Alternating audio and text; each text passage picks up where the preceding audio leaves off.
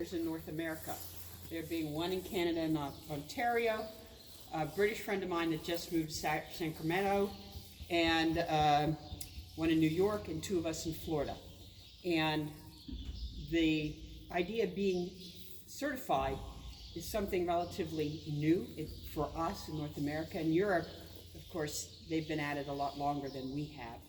So in order to become certified, that means you go to some pretty rigorous training, because bidding actually involves physics, engineering, tons of mathematics, metallurgy, and you're marrying that with the ability to understand horses and movement, and understand the riders from the trainer's perspective, what the rider feels, what the rider doesn't feel, what the rider you hope feels. So once you go through some training through Schule, and they are leading the vanguard on certifying bit fitters, then you go through another certification that's European, called Lantra, and that's like becoming a master saddler. And you have to go to the UK, and you spend some pretty intense time there watching horses go, recommending bits, putting the bits in. You work a lot with their Olympic team, and becoming more akin to knowing what you're doing, at least you think. I'm always learning. And how many of you are getting your horses fitted? Okay, so a word to you to start out with: you can't do anything I haven't seen. All right? You would have to be you would have to have thought about it long before now to come up with something I haven't seen. So I do come in the ring, and it'll be teaching you how to work with the bits that we've put in. Bidding has actually been a challenge for about 5,500 years. The first horses went into bits about between 3,500 and 3,200 BC. And we are actually still using those bits. The loose ring snaffle that most of you have on your bridles, or you ride it in your snaffle bridle, they've actually excavated those from Viking burial mounds. 70 millimeter ring, single joint, sometimes double jointed, sometimes with a fixed cheek. Those are from the Viking times, and that's about 1200 BC. Mullen mouths, or what we currently use on our doubles as the curbs, same thing, from the Bronze Age. Fixed cheeks from the Bronze Age. And pretty much the four main types of bits, which is the loose ring, the fixed cheek, the straight bar, and the either single or double jointed snaffle bits, are the four main bits from 3,500 BC that we are still using today. So we've been at it a long time trying to figure it out. So if you feel like I have no idea what I'm doing, well, nobody does, because we've been at it for that many years. Welcome. Same thing with things like rope halters that you see some of the natural horse people use. The only thing different with them versus what the Romans and the Greeks were using is now they're made of nylon and they're fluorescent colors. So everybody's like, well, I'm going to use this new thing. Well, it's from if you look at pottery from the Greeks and the Romans, you will see rope bridles. You will see rope halters. They're no different. They're tied the exact same way as your Pirellis or some of your other natural horsemanship. Same exact thing. So they're nothing new. The carrot sticks, all those things from Greek and Roman. And they're made of modern materials, and they put a splash of color on it, and we think it's something new and fancy. So when I talk about bits and bidding, I want you to know about 50% of the bridles that I'm presented with, the bits are on upside down. 50%. And I'm in Wellington a lot, and I'm in some of the best barns in the country, in North America, and the bits are on upside down. They're proudly showing me their tack room, and I'm looking at it, and I say, well, before we get started, that's upside down, and that's upside down. I've even seen a 3-ring upside down, and they were all upset. They didn't understand why their bits weren't working. So bits have a right and a left. They have a front and a back, and they have a top and a bottom. And a lot of people think just because they've got the curve right that it's right. That's wrong. Because bits, when they're poured, because they're made of, they start with molten metal, when they're poured, they're weighted to work a certain way. The cannons, which are the mouthpiece, they have certain angles, and they are made to go in with a top and a bottom and a right and a left. And so when you leave here, look at your bits. A lot of manufacturers stamp a little triangle, and now it always goes on the left pointing forward. Always on the left pointing forward. Everything we do, our orientation is always from the left side of the horse. You get on the left side of the horse. When we talk about the orientation of various bits of the bridle, it's always from the left side. So that triangle goes on the left pointing forward.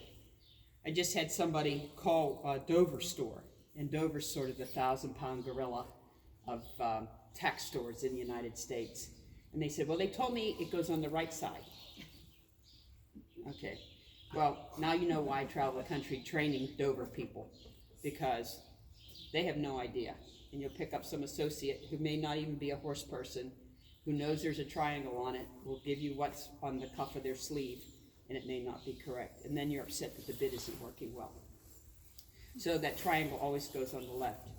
The curve always goes so that the curve is facing back towards the horse. The other thing about bits is size. Size is really important, not only the thickness of the bit, but the length of the bit. I was telling the ladies last evening, I did a little Arab on Tuesday, and they have rather small, refined heads. And I am not embellishing that the cannons were about this big, around about an inch. And she thought she was being kind, because for a very long time, they thought that the narrower the bit, the harsher the bit, and nothing more could be false, because horses don't have a lot of room in their mouths. And so you want an appropriate size bit. The thickest bit I carry, and that's for Stephen Peters, is 18 millimeters. This bit was probably 22, maybe 24 millimeters in diameter. That's huge. And the other part about size is the length. Why length is important? Bits are supposed to communicate. It's hard to communicate if the bit is sliding from side to side. So when we talk about a fixed cheek, like your egg butts, most dressage people like to use egg butts when they're talking about a fixed cheek. There's no reason you can use a D, you can use a full cheek, but dressage people think that they can't use those, that they need to have an egg butt. Hunter people think they can't use an egg butt because that's a dressage bit, they need to use a D. They're the same bit, cheek piece just differs. But an egg butt or a fixed cheek bit is supposed to lay right alongside the face. Right alongside the face. So actually those rings are supposed to be touching. Fixed cheek, rings touching. A loose ring, we want a 1/4 inch larger so those rings can turn. Those rings have to turn, and they do turn. They turn up, loose rings do turn. So you want to make sure that you're not catching the lip between the ring and the end of the cannon. But what happens is people, they think they know what size, they make an investment in a bit, even if it's an inexpensive bit, and then that bit's sliding around. And the more it slides, the more you lose communication, or the less communication you have. So we want a nice fitting bit. We also want to look at the position of the bit, so where that bit is into the size of the mouth. So one of the things that I do as a bit fitter is I look at the mouth as soon as the horse is presented to me. Horses have short smiles, long smiles. Horses will have wide jaws, narrow jaws. They will have thick tongues, thin tongues, short tongues, long tongues, thick lips, not thick lips. I will look at their dentation. They will have smooth bars, round bars. Usually, front to back, horses are the same within an individual horse. Where they differ is from top to bottom. Horses, come on in. Come on in. I was like, oh my God. Sorry.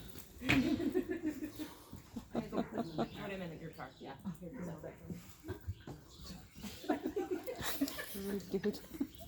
Hi, Kate. That's an entrance for you. I'll look at those bars, and filling the bars is really important for me because bits are made to actually work on the tongue and on the bars. And when you engage a bit, and we're going to talk about that in just a second, the feature, which is the center part of a bit, the feature is what makes the effect of the bit. So when I measure a horse's mouth, and I measure every horse's mouth, some fitters will try to do it off an eye. I bit close to 1,000 horses a year, and I would still not rely on my eye. I can be pretty close, and I kind of do it, it's just like, it's like shaking out a bunch of pills for your horse, and you think, I need 14, and you end up with 14 in your hand, and you think, oh, I'm really cool, I did this. It's about knowing for sure and doing the right thing by the horse. So I measure every horse I have, so I know exactly what size that horse takes. Last winter, I was called to Wellington with a trainer who said, you got to help me. We have a difficult mare, and she's being really resistant to the bit. And so I packed up my bits. I go to Wellington, tiny, thin, petite rider, big, warm blood chestnut mare, and she gets on, and I am not embellishing at all when I tell you that she pulled the bradoon halfway through the horse's mouth. She was going around, and I actually could see the center joint of that bit hanging outside here that the woman pulled so hard on. And that bit, of course, it wasn't the right size, so it really slid. And the mare's tail was going around, and the mare was getting more tense, and the trainer looks down at me, she said, what can you do? I said, well, we're going to try an egg butt, because that doesn't slide. I didn't think. So we stopped, I put an egg butt bradoon on this bridle, and darn if she didn't do it with an egg butt, which is pretty hard to do. And the trainer looks down at me, she said, what now? And I said, only God can help us now, because I didn't have anything. I mean, I can't fix that. And the point of that little anecdote was about the rider's hands. You can only do so much with what a rider does. And recognizing the fact that, trainers, if you all work with trainers, you probably had a trainer say, stop pulling on the rein, stop pulling on the rein. Stop pulling on the right rein. Why are you pulling on the right rein? I'm not pulling on the right rein. You're pulling on the right rein. I'm not pulling on the right rein. So what Noah Schul has provided for me is technology to help riders. This little gizmo here attaches to the front of the saddle. There's little rings here. And these reins have sensors in them here that plug into this little computer. This is a computer. And it feeds to my phone. And so I can say, you've got 7.5 pounds on your left hand, you've got 2 pounds on your right hand. No, I don't. Right. Oh, I guess I do. Yeah, you do. This little computer tells me about weight in the hands. It tells me about your rhythm. It tells me about your consistency when you lose contact. So I take all that data because we're a numbers society. We are a data-driven society. So for me to say to you, we have a 5-pound difference in your hands. What I have seen is riders come out the very next time, and it's not 5-pound difference. Now it may be a 2-pound difference. It may be actually the more trained the rider, the more they can impact that number. Because now they know that, oh wow, I see what that is. And our brain makes adjustments to our feel that we can now start to even that up. I can say you are losing contact in the canter, because I actually program a ride. I'll say, okay, we're going to do 2 trots, a walk, 2 canters, a walk, then we're going to do some shoulder fours, we're going to do some haunches in, we're going to do some half passes, and all that data tells me, because I can look at each phase and say, okay, in the half pass, you're doing this. In the shoulder four, you're doing that. and I have that data and I can give that to you. We marry that data with a better feel on the bit, and then things really start to happen. 3 things that I've found out about horses. Number 1, horses like to be balanced. All horses like to be balanced. They don't want to fall down, and they certainly don't want to fall down with you on them. They will do everything they can. And why I talk about this is because when a horse is presented to me, I look and my brain kind of works like a computer, and I look at their conformation, and I can see what a person is doing in their rides by looking at the conformation and where the horse has developed or has not developed, or how they have developed. So they want to be balanced, and so a horse will develop a way of going that makes them feel balanced. So that's sometimes where they will tilt, they'll carry their head a certain way, they'll carry their back a certain way, they'll do certain things with their shoulders. Second thing is, a horse likes to be comfortable. So, to the degree that they are uncomfortable, either because your bit is sliding around, it's not the right bit, it's not adjusted on the bridle right, they will develop a way of going. Again, they will develop a way of going that makes them balanced and comfortable. The third thing is, horses don't like to be fussed at. They really don't. They don't want you constantly nagging them. And so again, they develop a way of going that you stop nagging them. So they think, okay, they get this false frame. We're going to do this because obviously she wants me here, and I'm going to be a good pony, and she'll leave me alone, right? And so you stop fussing with them. And so now they're balanced because they've developed a way of going. They're comfortable because they've developed a way of going, and you've stopped fussing. And that is not an admonition to you. That is me too, all right? So when I bring in a good bit and I begin to have a better communication to you, because we talk about, I call it the 3 C's and the F. We talk about communication, we talk about connection, right? You want to be, they always say connection, connection. You want to have good communication. The F part is feel. The C is consistency. So you need all those things. And we talk about those things, and they're done through this. And this is connected to the rein is connected to the bit's connected to the bridle, and all that's connected to the horse. So when people come to me and they say, oh, he doesn't touch the bit, I'm like, whoa! Because that you've already spoken an entire encyclopedia to me. Because the horse doesn't touch the bit. They've developed that way of going, that they're balanced, they're comfortable, you're not fussing with them. You must communicate through your hands. You must communicate through your hands.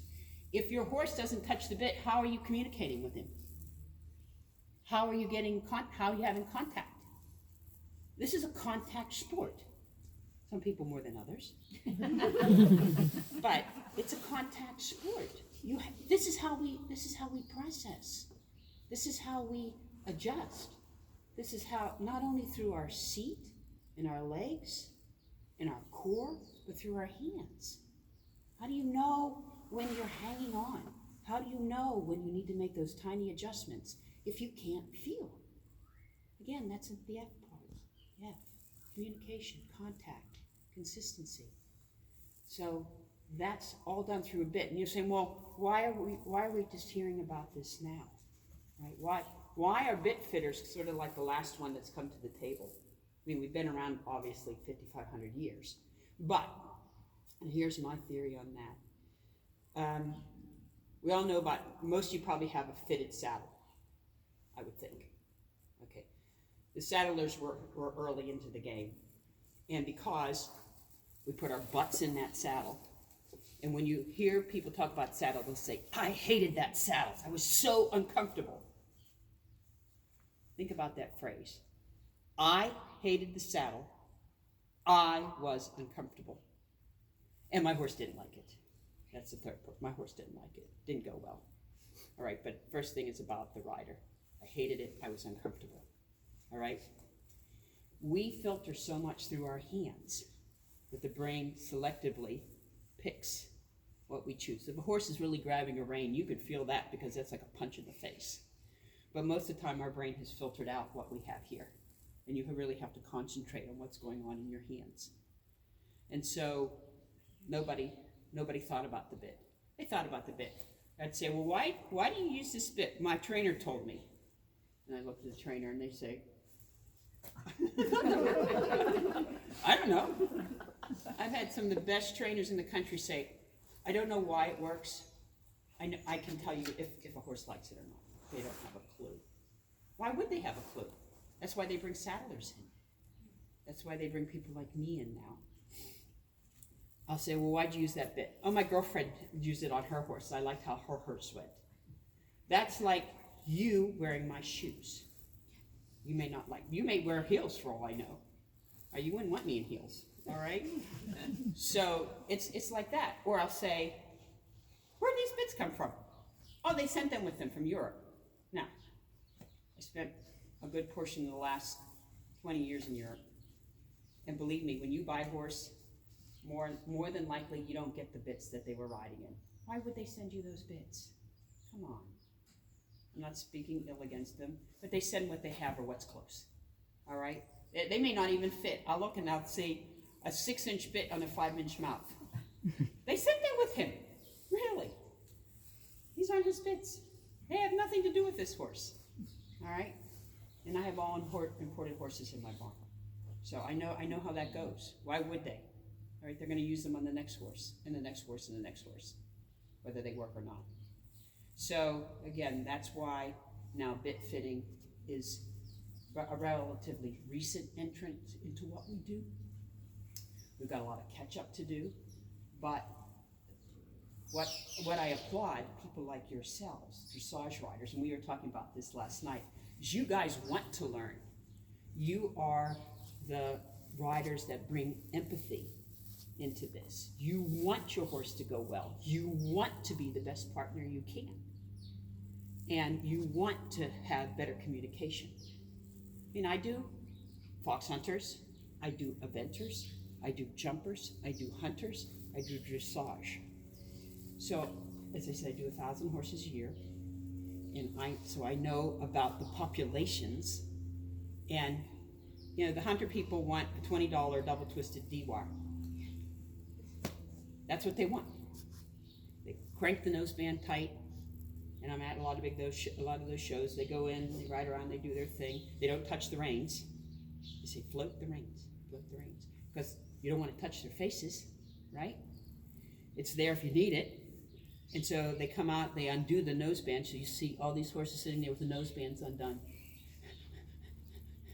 knowing any minute now that noseband's going to get pulled back up and off they go again. Rider doesn't touch the reins. All right? Dressage people, you want to feel.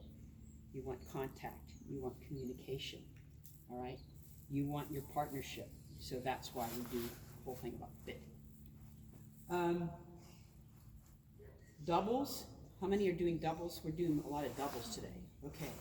Doubles. Doubles are fun to do. They're interesting to do.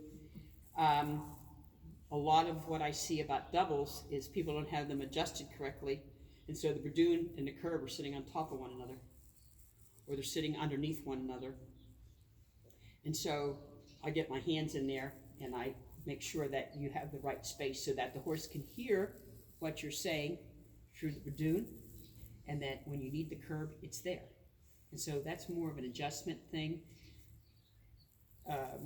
I have so many different types of curbs. And so the information that you give me about your horse, I'm going to ask you, what's the go-to? When the pressure's on, what is the go-to? Because that's when the horse is going to go to being a horse and is going to tell me lots of things. So when you say, oh, wow, he starts to come back, he gets stiff up in his pole, you know, he doesn't want to move off my right leg or my left leg, that tells me things. So think about when the pressure's on, what's the most difficult movement you have? What is that horse likely to do? Let's talk about wives' tail. How many wrinkles? All right. So, the how many wrinkles conundrum. They always say 2 wrinkles, right? So if you're like me, I brought the horse up, I think, I have 2 wrinkles. No, I think I have 3 wrinkles. No, I have 2 wrinkles. And then I think, no, I only have 1 wrinkle. And I look on the other side, I have 2 wrinkles, and I come back here, I have 1 wrinkle. And then I'm fiddling around, all right? So that's how it is, all right? Some bits, 2 wrinkles. Some bits, not more than 1 wrinkle. Some bits, no wrinkles. Depends on the face, all right? But it's like, you know, it's like the old Catholic thing, fish on Fridays. Why? I don't know, but fish on Fridays. 2 wrinkle rule, all right? The other thing is, he's chomping on the bit. We don't want them chomping on the bit, all right? We want when the horse is at liberty, when they're standing there and thinking, oh my God, she's gonna get on.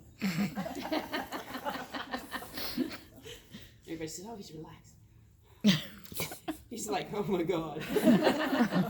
All right, they can do this then, but when you are up on them, you want that horse to be concentrating on what your conversation on the phone, all right? The bridle is your phone. And so you don't want him playing with the bit, because if he's playing with the bit, he's not listening to you, all right? So when they're at liberty, yeah, they can, you know, mouth the bit. But when you are on that horse, they need to be paying attention to you. The third thing is about spit, foam. All right, now, I will give $100 to anybody who tells me that at liberty in the field, when they're playing, you see foam. I haven't seen it yet, but could be that there's, horses will defy anything, right? We don't want that. A lot of that is depending on the metal, saliva has acid, it's acidic.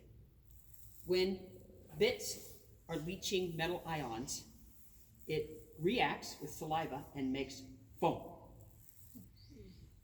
When horses are anxious, you know, now we start swallowing, our hands start to sweat when we get nervous, okay? They will start to salivate. So, true story about myself. Now I'm at the ring as a young girl, and I'm watching all the Grand Prix horses and the spit's flying. I think someday I'm going to be out there and the spit's going to be flying and I'm going to be riding Grand Prix. It's like, no. You probably have a cheap bit in that horse's mouth, and that horse is anxious, and it may not be fitted right, and so you've got all that foam. We want a moist mouth. Horses are designated nasal breathers. They can either breathe or swallow. They cannot do both. We can do both simultaneously. Horses can't. And so sometimes they stop swallowing, and all that spit starts to collect. It's interacting with the saliva, so you've got all that going on, and so now the foam starts flying. All right? So there's going to be some tongue movement, because that's how they swallow, that's how they breathe. They pull their tongue back, they close off their throat, they can breathe. They relax the tongue, they can swallow, but they're not breathing. So it's one of the, that's why they, on the track, they got to tie down the tongue. You know, I work with racehorses too, because there are trainers now, more modern trainers, mostly the female trainers. They don't want to tie the horse's tongue down. They want that horse to be more natural. So that's the third thing. We don't want lots of foam. Tell you a little bit about how Nushul has answered some of these questions. The metal, the gold metal, is called Salox. Salox is an alloy. It's proprietary. It has no other commercial use, not even any private use, other than those bits. Salox is in those bits. That's it. Why Salox is important? Number one, it has very low bioavailability, which means it is not leaching ions into the horse's mouth. Did you ever put like cheap silverware in your mouth and you taste metal? Yeah. Okay, that is what an ion is. that metal is reacting with the acidity in your saliva, and you taste that. All right, and you don't forget that taste. You can all think, oh, I know what that tastes like. Okay, so that's, Salox has no taste. Number two, Salox has high thermal conductivity. We were talking about that last night. What that means, especially here in the chilly north, is that as soon as you put that bit into the horse's mouth, it comes up to the temperature of the mouth. So I'm originally from Pennsylvania, and we used to put the little gel packs in the microwave and warm up the bits, or we had the little electric bit warmers that you'd plug in and wrap the bit in that, or we'd walk around with our hands and warm the bit up. Now, you don't need to do that with neutral bits. So you can take the bit out, put it in. By the time you go to do the throat latch up, that bit is the same temperature as the horse's mouth, which is pretty nice. Now in Florida, what we have to watch out for is that if we leave those bits out in the sun, they actually get, you can't touch them. And so, if I'm doing a bit fitting and we're outside, I have 2 buckets of water, but I have to cool the bits down before I put the bits on the bridle. The third thing about neutral bits is that the metal is hard enough to do the job, soft enough that's not setting concussion waves up through the horse's mouth. So they will scratch, they will dent. That they're supposed to. Some of the bits that you may have on your bridle today, I might have put them on somebody's bridle and they go from H to E, and I say, no, come here. And so we take that off, and it may have a dent or a scratch in it. That's normal. It doesn't change the bit. All the bits are going to end up that way. All right? But it's important because a lot of them, we did a lot on, years ago, everybody's like, German silver. You have to have German silver. Right? I'm German. We have to have German silver. Of course. Huh. Why would you ride in anything else? Because it's hard. It's very hard. And when your horse does this, where do you think the shock waves are going up? Through the tooth enamel. So the other thing is, we thought rubber bits, people say, oh, I put my young horse in a rubber bit, or the happy mouth bits, right? All it does is teach the horse to chew on the bit, and to lean on the bit, and pull on the bit. The rubber bits came in the late 80s, early 90s. Sweet iron, copper, they said, we want, because they're going to give you what you want. They thought people want spit. We'll give them spit. We'll give them sweet iron.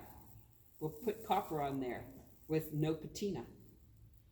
And that's what the result is, spit. So they gave you what you wanted because you thought spit was good. But sweet iron, nothing special about it.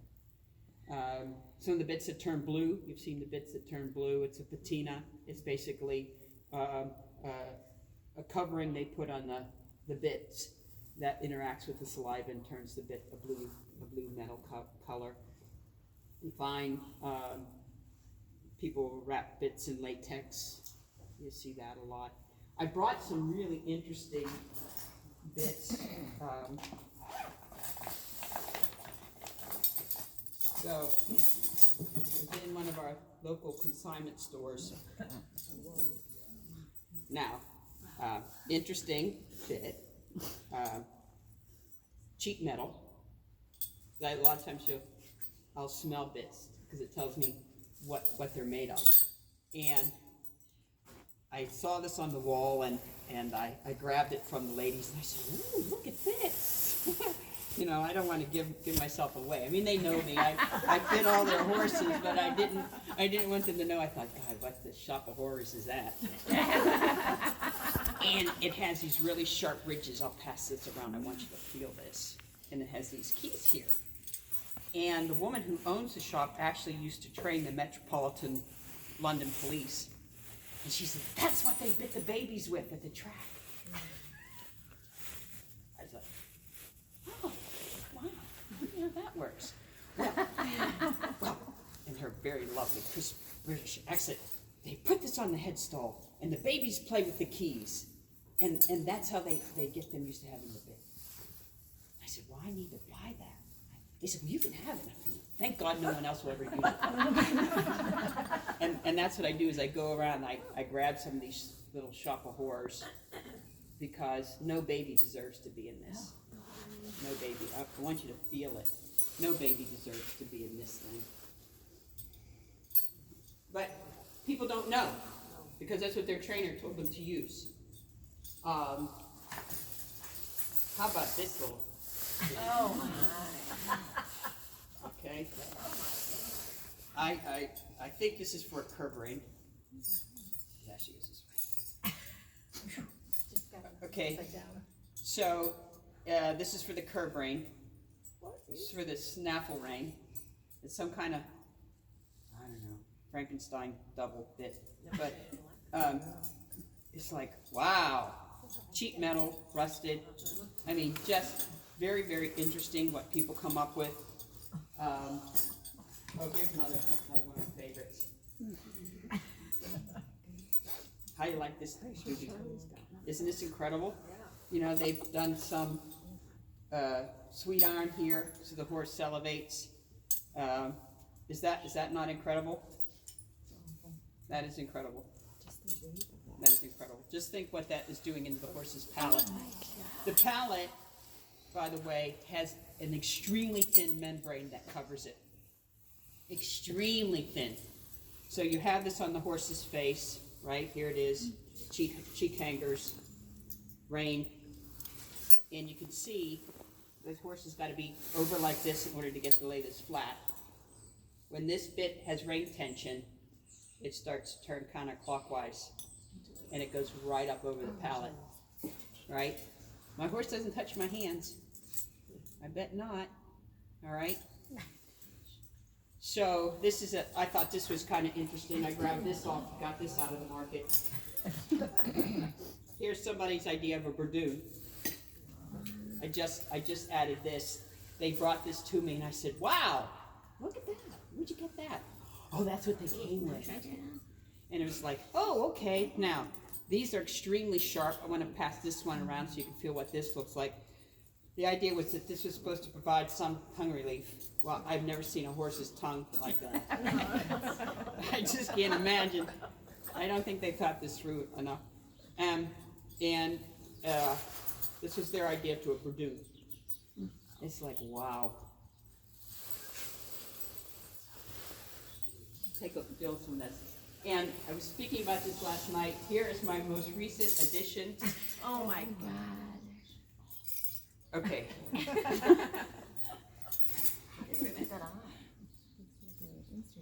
Okay.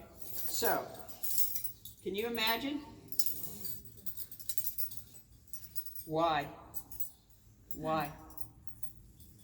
They were kind with the rubber things. But the ladies now, where I bought that first bit, they know when people come in with these things, that they pull them and they save them for me.